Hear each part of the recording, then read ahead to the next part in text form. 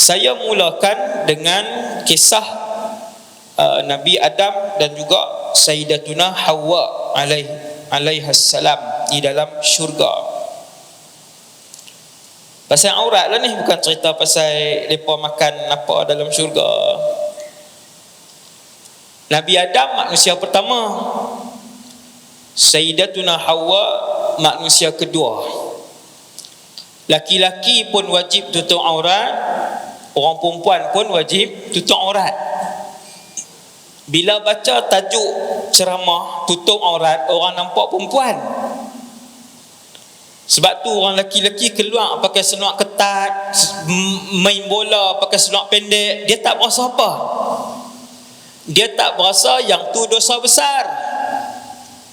Orang laki-laki sama, ibu-ibu dan ayah-ayah hari ni, bila anak laki-laki pakai seluar pendek, anak laki-laki tak tutup aurat, dia tak berasa sangat. Tapi hak perempuan dia jaga. Salah. Lelaki pun ada aurat dia, perempuan pun ada aurat yang perlu dan wajib ditutup. Aurat ialah anggota badan yang wajib ditutup dan haram dilihat oleh orang lain. Itu definisi dia. Ma yajibu satruhu, aurat ialah anggota badan yang wajib ditutup, wa yahrumun nadharu ilaih, dan haram dilihat oleh orang lain. Kalau kita tengok aurat sendiri haram tak? Tak haram tengok sendiri. Tapi pelik lah, duk tengok, duk perhati, pelik sangat tu kan. Berkata Sayyidina Ali, aku tidak pernah melihat auratku. Ambil tuan-tuan, ambil warak daripada sini, ambil warak. Ini warak kesalehan yang tinggi. Aku tidak pernah melihat auratku, kata Sayyidina Ali. Dua, Sayyidina Uthman ibn Affan, ma massa yamini zakari ba'da an safahtu Rasulullah sallallahu alaihi wasallam. Sayyidina Uthman kata, dia angkat tangan kanan dia, dia kata tangan ini tidak pernah menyentuh kemaluanku. Tangan dia bukan tangan orang. Ma massa yamini, tangan kanan ini tidak pernah menyentuh kemaluanku semenjak aku bersalam dengan Rasulullah sallallahu alaihi wasallam. Warak kita bukan hak kita, hak orang. Melawak pun bukan pungkuk orang. Hak gen tua-tua ni, hak muda-muda, hak gen tua-tua. Saya pernah masuk masjid, pakcik-pakcik lah, bukan makcik-makcik. Makcik-makcik tak buat. Kalau buat tu pelik yang amat lah. Ni hak pakcik-pakcik ni, duduk dalam saf dia boleh gagau. Hak dia gagau tu pula melata. Iklan lah ni, iklan. Uduh sangatlah perangai tu. Nak semayang, haram tu, kacau tu. Kawan tu baru duduk nak takbir, dia buat macam tu, keluar habis. Hak nama-nama binatang nak semayang. Sayyidina Uthman ibn Affan. Kata Sayyidatuna Aisyah, ini nombor 3, ini yang ketiga. Kata Sayyidatuna Aisyah tentang aurat, Sayyidatuna Aisyah dengan Rasulullah, ma ra'aitu minhu wala ra'a minni. Sepanjang perkahwinan dengan Rasulullah sallallahu alaihi wasallam, Sayyidatuna Aisyah sebut, aku tidak pernah melihat aurat Rasulullah dan Rasulullah tidak pernah melihat auratku. Tu yang mandi sekali tu. Bukan Nabi mandi sekali dengan Aisyah radhiyallahu anha, ya, mandi sekali dan tidak telanjang. Kita ambil sunnah mandi sekali, dua-dua telanjang. Pelik kan? Sebab tu kena ambil semua. Hak sunnah tu kena belajar semua, ambil semua. Boleh mandi sekali, sabun dia sabun kita, isteri kita kan. Tapi kena tengok lagi apa yang Sayyidatuna Aisyah cerita. Sayyidatuna Aisyah cerita, aku tak pernah tengok aurat Rasulullah, aurat besar Nabi, maksudnya kubul dan dubur. Begitu juga Rasulullah tidak pernah melihat aurat besar Aisyah. Saya terjemah aurat besar, Arab panggil aurah mughallazah, aurat yang inilah yang besar, depan dengan belakang tu dipanggil aurat besar. Yang tu tuan, itu yang ketiga. Orang pertama yang menutup aurat adalah Nabi Adam alaihissalam. Ini sejarah dia. Nabi Adam. Kemudian wanita pertama yang menutup aurat ialah Sayyidatuna Hawa. Dua-dua tak ada bin, tak ada binti. Lelaki pertama alam dengan wanita pertama alam. Walaupun ketika itu belum diturunkan syariat, ataupun bukan diturunkan, belum diberikan syariat kepada Nabi Adam. Apa maksud syariat? Puasa, semayang, tutup aurat, macam mana bertobat, sedekah, semua tu tak ada lagi. Itulah syariat. Ni hukum makam ni. Jadi ketika itu belum ada syariat, tetapi mereka berdua telah pun menutup aurat. Tutup. Bukannya mesti tuan-tuan tertanya-tanya, Nabi Adam dengan Sayyidatuna Hawa waktu duduk dalam syurga pakai skirt ke, pakai tak tutup ke, tutup ke? Jawapan dia, mereka memakai pakaian. Sehinggalah hari Nabi Adam alaihissalam dengan Hawa alaihissalam makan buah daripada pohon yang dilarang oleh Allah Subhanahu wa taala. Yang tu semua orang tahu cerita tu. Tak payah cerita malam ni. Daripada ratus bilion pokok yang ada dalam syurga, ratus bilion tu saya sebut contoh, bilangan dia lebih. Bilangan dia lebih pohon dalam syurga. Saya selit iklan sikit. Siapa sebut subhanallah walhamdulillah wala ilaha illallah wallahu akbar, Allah tanam satu pohon kepada dia dalam syurga. Tu selit tu iklan tu, teringat iklan. Ni ceramah terakhir ni, ambil lah amalan-amalan kan. Nak balik beramai, balik berkeluar tasbih subhanallah walhamdulillah wala ilaha illallah Allahu akbar. Cukup 100 baru pegang handphone. Tengok benda penting. Setiap hari Nabi Adam dengan Hawa berpakaian sampailah wallahu alam, selepas berapa ratus tahun, wallahu alam, tak ada hadis.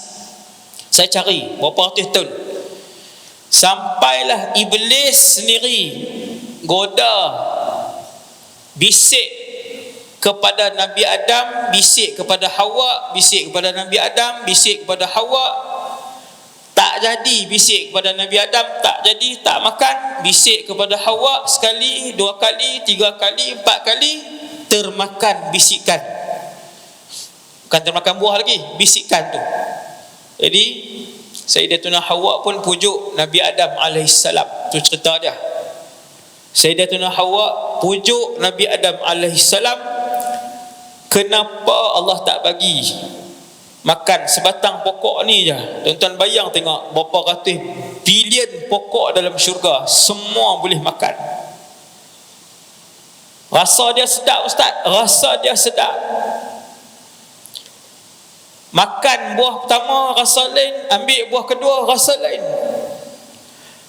Makan kunyahan pertama sedap, kunyahan kedua lagi sedap.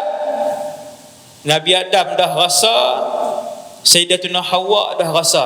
Waktu mereka turun mai ke dunia, dekat-dekat nak meninggal, Nabi Adam teringat buah-buahan syurga. Nak dengar tak cerita dia? Tak payah, sebab panjang sekali. Dah lah tinggal setengah jam ya. Tuan-tuan, saya abang dah kat mereka malam ni. Sat ya. Tuan-tuan sekalian, jadi sampailah Sayyidina Hawa pun pujuk, akanlah mesti buah ni sedap lagi ni. Padahal Nabi Adam dengan Hawa makan dah buah-buah lain, sedap dah. Sayyidina Hawa pujuk, makanlah mesti yang ni paling sedap. Sebatang pokok je Allah Ta'ala larang, jangan sentuh. Fala taqraba hadhihi syajarah, kata Allah. Hampa ada orang fala taqraba, kamu berdua jangan dekati, bukan makan, dekat pun jangan. Akhirnya dipujuk oleh Sayyidatuna Hawa, maka makanlah Nabi Adam alaihi salam dengan Sayyidatuna Hawa. Fadallahuma bighurur, dengan sebab itu dapatlah ia menjatuhkan mereka berdua ke dalam larangan dengan tipu daya iblis. Tuan-tuan boleh tengok hak ni.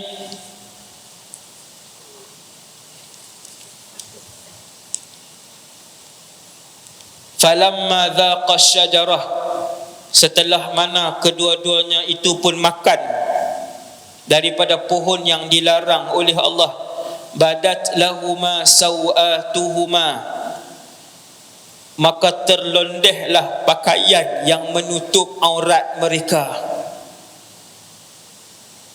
Nabi Adam dengan Hawa pakai apa? Pakai pakaian yang menutup aurat. Wa tafiqa yakhsifani alaihima min waraqil jannah. Bila pakaian yang dipakai, pakaian bukan pakai daun. Pakaian yang Nabi Adam dan Hawa pakai, boleh jadi pakaian tu daripada kulit, boleh jadi daripada bulu haiwan, pakaian. Terlondeh dengan sendirinya pakaian tu. Dia macam ni. Bila terlondeh dua-dua orang, tuan-tuan bayang tengok. Allah Ta'ala pun sebut mereka berlari mendapatkan daun-daun syurga untuk ditampal-tampalkan. Yakhsifan. Apa maksud yakhsifan? Kata para ulama tafsir, yakhsifan ni daun-daun syurga yang di ilsaq ni dilekatkan ma'a ba'dihha ba'd. Dia pergi kat pokok daun-daun syurga besar, ambil satu helai, dua helai, tiga helai, dia lekatkan, lekat, jadi macam kain tu tutup. Kita kalau kita pakai seluar terlondeh, boleh tak angkat balik? Angkat balik lah. Angkat balik lah, bukan susah pun. Tetapi pakaian tu terlondeh dan tak boleh pakai lah. Subhanallah. Pakaian indah yang menutup aurat Hawa dan Adam alaihi wassalam, waktu terlondeh mereka makan buah larangan syurga tu, terlondeh tu tak boleh angkat dah. Sebab tu masing-masing tengok pokok, kawan ni pikuk ni, kawan ni pikuk ni, tarik daun syurga, daun dari pohonan syurga, tarik berapa lai. Bila Allah sebut wa tafiqa yakhsifani min waraqil jannah, Allah Ta'ala sebut dalam kisah ni, mereka ambil daun-daun tadi, mereka lekat, maksudnya ambil banyak. Berapa lai wallahu alam, ambil beberapa lai, lekat, pakai jadi pakaian. Kata para ulama tafsir, syariat belum ada, kewajipan menutup aurat ketika itu belum ada. Kenapa mereka menutup aurat? Kenapa Adam dan Hawa malu bila dilondehkan pakaian mereka, bila terlucut pakaian mereka? Jawab para ulama, itulah fitrah seorang manusia yang normal.